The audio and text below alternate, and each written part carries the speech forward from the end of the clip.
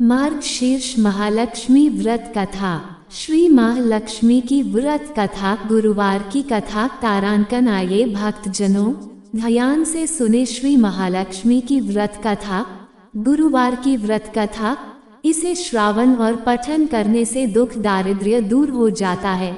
श्री महालक्ष्मी माता की कृपा से सुख, संपत्ति, ऐश्वर्य प्राप्त होता है। मन की इच्छा पूरी होती है। हिंदू पंचांग के अनुसार हर साल यह व्रत भाद्रपद महीने के शुक्ल पक्ष की अष्टमी तिथि से प्रारंभ हो जाते हैं और 16 दिनों तक व्रत रखे जाते हैं। पितृ पक्ष की अष्टमी तिथि में व्रत का समापन होता है। व्रत का फल जातक को तभी प्राप्त होता है जब वह व्रत में गज लक्ष्मी व्रत कथा को सुनता है। श्री महालक्ष्मी माता के अनेक रूप तथा नाम हैं। भूतल में वे छाया, शक्ति, तृष्णा, शांति, जाति, लज्जा, श्राद्धा, कांति, वृत्ति, स्मृति, दया, तुष्टि, माता, अधिष्ठात्री एवं लक्ष्मी के रूप में स्थित है। उन्हें प्रणाम करते हैं। कैलाश पर्वत पर पार्वती, क्षीर सागर में सिंधु कन्या, स्वर्गलोक में महालक्ष्मी, भूलोक में लक्ष्मी, ब्रह्मलोक में सावित्री, ग्वालों में राधिका, वृंदावन में रासेश्वरी, चंदनवन में चंद्रा, चंपकवन में गिरजा, पद्मवन में पद्मा, मलतीव में मालती, कुंदनवन में कुंददंती, केतकी वन में सुशीला, कदम्बवन में कदम्बमाला, राजा प्रसाद में राजलक्ष्मी और घर घर में गृह लक्ष्मी इन विभिन्न नामों से पहचानी जाती है। पूरी कथा। एक गांव में एक गरीब ब्राह्मण रहता था। वह नियमित रूप से जगत के पालनहार विष्णु भगवान की आराधना करता था। उसकी पूजा भक्ति से प्रसन्न होकर उसे भगवान श्री विष्णु ने दर्शन दिए और ब्राह्मण से वर मांगने के लिए कहा। तब ब्राह्मण ने लक्ष्मी जी का निवास अपने घर में होने की इच्छा जाहिर की। तब श्री विष्णु ने लक्ष्मी जी की प्राप्ति का मार्ग बताया।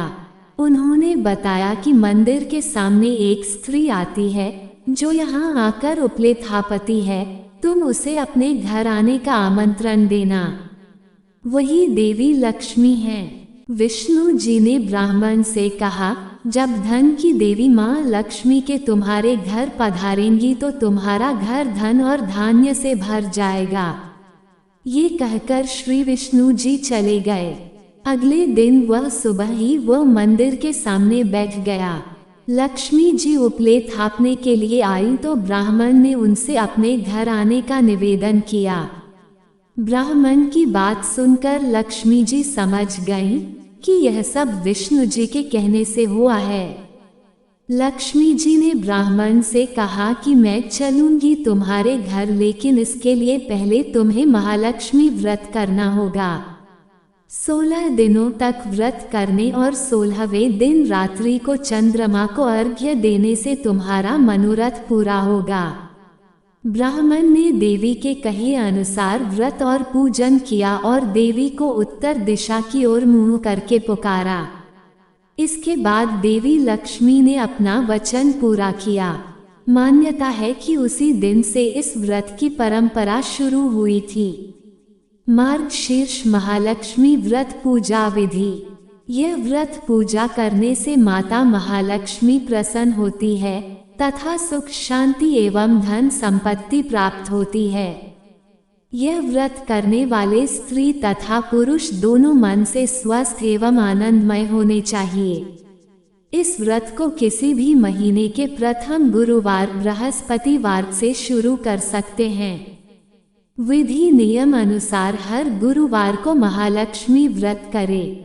श्री महालक्ष्मी की व्रत कथा को पढ़े। लगातार 8 गुरुवार को व्रत पालन करने पर अंतिम गुरुवार को समापन करें। वैसे यह व्रत पूजा पूरे वर्ष भर भी कर सकते हैं।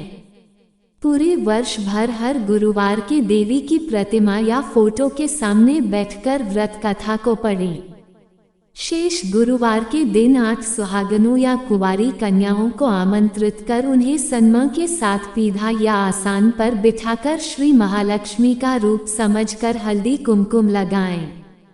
पूजा की समाप्ति पर फल प्रसाद वितरण करें तथा इस कथा की एक प्रति उन्हें देकर नमस्कार करें।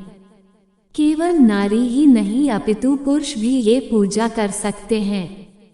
वे सुहागन या कुमारिका को आमंत्रित कर उन्हें हाथ में हल्दी कुमकुम प्रदान करें तथा व्रत कथा की एक प्रति देकर उन्हें प्रणाम करें।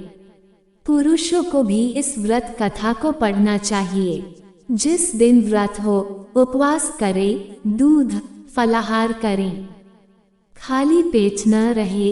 रात को भोजन से पहले देवी को भोग लगाएं एवं परिवार के साथ भोजन करें। पद्म पुराण में यह व्रत गृहस्थ जनों के लिए बताया गया है। इस पूजा को पति पत्नी मिलकर कर सकते हैं। अगर किसी कारण पूजा में बाधा आए तो औरों से पूजा करवा लेनी चाहिए, पर खुद उपवास अवश्य करें। उस गुरुवार को गिनती में न लें। अगर किसी दूसरी पूजा का उपवास गुरुवार को आए तो भी ये पूजा की जा सकती है।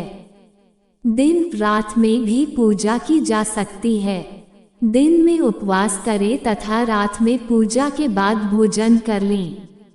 इस व्रत कथा को सुनने के लिए अपने आस पड़ोस के लोगों को, रिश्तेदारों को तथा घर के लोगों को बुलाएं। व्रत कथा को पढ़ते समय शांति तथा एकाग्रता बरतें। अगहन मार्गशीर्ष के पहले गुरुवार को व्रत शुरू करें तथा अंतिम गुरुवार को उसका समापन करें।